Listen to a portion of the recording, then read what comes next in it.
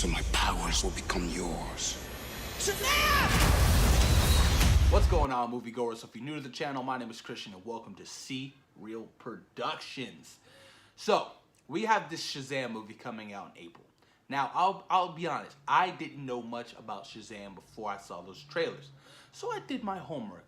I went to my local comic book store and they had the whole Shazam layout already because that's what they do. Whenever a big comic book movie is coming out, they like to promote the stuff and put their comics out front so you can know the product before you go see the movie. So I went there. I picked up Shazam New 52. This is like a rebirth of the character by Jeff Johns and Gary Frank. Now, when I say that this comic book from start to finish is fantastic, this comic book from start to finish is fantastic. I heard that the film is going to be solely kind of based off this version of Shazam. And if that's true, I am so excited to see what's going to happen in this movie. Like, I cannot wait. Going back, after reading this, just finished it, right? After reading this, I went back, watched the TV spots, I saw the trailers, and I was like, okay, things make sense now because I know some backstory of this character and his universe. So I was like, okay, this has got me, it's got me some hype. I'm pretty pumped for this movie. I was already excited, but now I'm like even more excited about this movie. If you guys want a good introduction and some knowledge on Shazam before you see this movie, I highly suggest you guys pick up the New 52. It's only $16.99. There's only one volume right now. It's brief. It's very black and white. You know, the story is really easy to get, and you fall in love with these characters once you meet them. And it really gives you, a brief history on his character and how he got his powers. Dr. Savannah, Black Adam, the 7 Deadly Sins, and the Rock, what's it called? The Rock of Eternity. So it's the whole, background of where his powers come from, and they talk about the wizard. And it's pretty interesting. It's pretty fun and intriguing to really read about characters you really don't know that you're about to know when you see this movie. Like, for instance, Black Adam. Black Adam was a slave who was about to die, gets these powers from the wizard, him and his nephew. So he tried to save his nephew, right? As his whole, like his entire people were slaves or whatnot. Killed his wife, killed his daughter, killed his brother, and killed his brother's wife. So he was left alone with his nephew, right? And he was protecting him. He gets hurt. He's gonna die, and the nephew is really praying for help. He's asking for help. He's wishing for help, and then they get in contact with these wizards, from the Rocks of Eternity, these gods. And they help both of them by giving them their power of Shazam. So not only does Black Adam have these powers, but his nephew as well. But he ends up killing his nephew because Black Adam wants to destroy everybody who imprisoned his people. But his nephew was like, no, we have these powers, we have responsibility, we should be nothing like them. So he ends up sacrificing his nephew. Pretty crazy background story on Black Adam. I was like, oh yeah, The Rock is Black Adam, something along those lines. Perfection. I'm with that. I like that idea. Dr. Savannah explains his story. He's really trying to find magic in order to save his family because science has failed him. Science has failed the world that they live in today. So he's searching for magic. He's searching for Black Adam. So he knows of this history of the Rocks of Eternity and the wizards. He's looking for this magic, and he accidentally opens this door, and this lightning bolt of magic hits him in the eye and scarring his eye. So that's how he got that whole eye, scar and being able to see magic. What that eye does is he can see magic, but at the same time, his body is deteriorating. He doesn't have the powers like if you saw in the trailer, right? You saw him fighting people. In this comic, it's a little different. So they rewrote the story a little bit, but he can't do, at least not yet, what was in this comic seemed like, super strong and like fly. But his whole purpose was to find magic and to help his family. So he finds Black Adam. He unleashes Black Adam. The wizard enslaved Black Adam. He imprisoned him again because, of what he was doing. And he was already hard to stop back then. So Dr. Savannah unleashes Black Adam.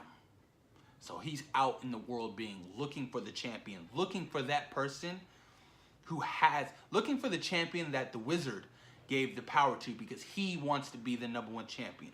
Black Adam wants to be the only champion from the Rocks of Eternity. So he's looking for that person. Lo and behold, he doesn't know who it is. It's Billy Batson. He's this, this young 14-year-old kid who was installed with these powers. So, him and Dr. Savannah are working together, and, they're wrecking shit, and he's going throughout the entire city looking for the seven sins. The seven sins he's looking for, because they were his enemies back in the day. They were his enemies.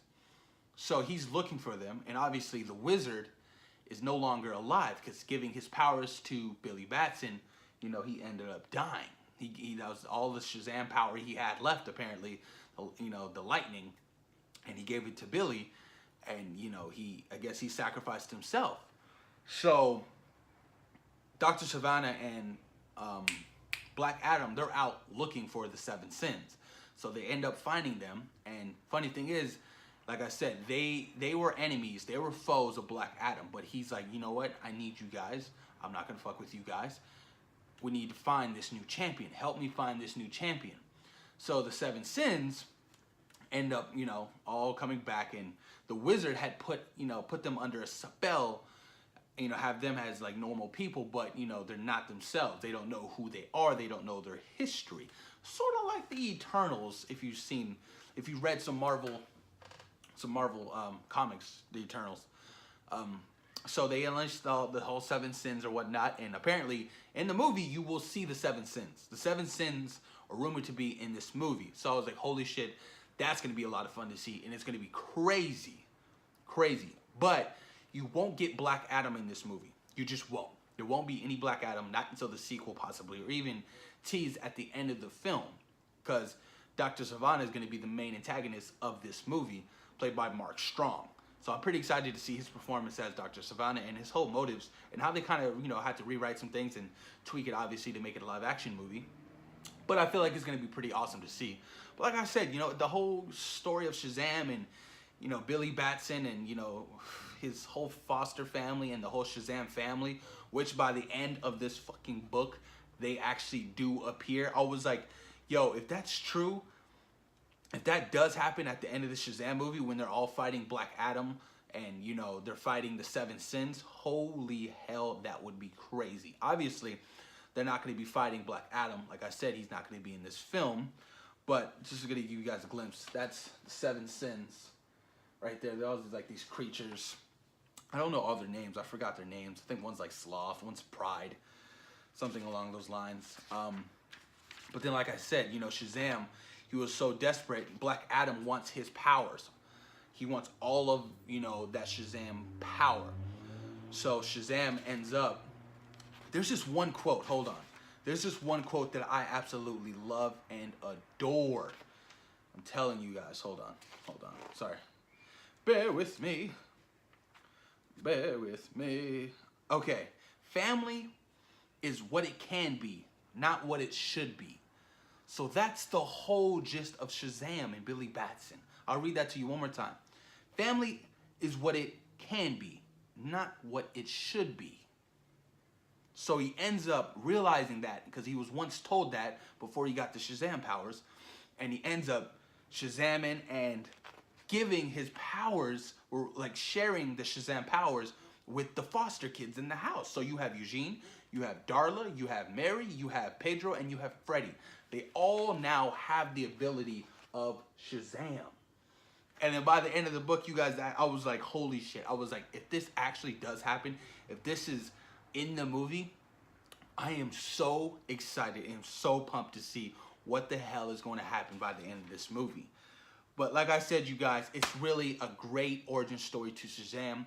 It really, it tells a great story between his antagonists and how, how powers work and things of that nature. It's great. Highly, highly suggest you guys the new 52 of Shazam before you see the movie.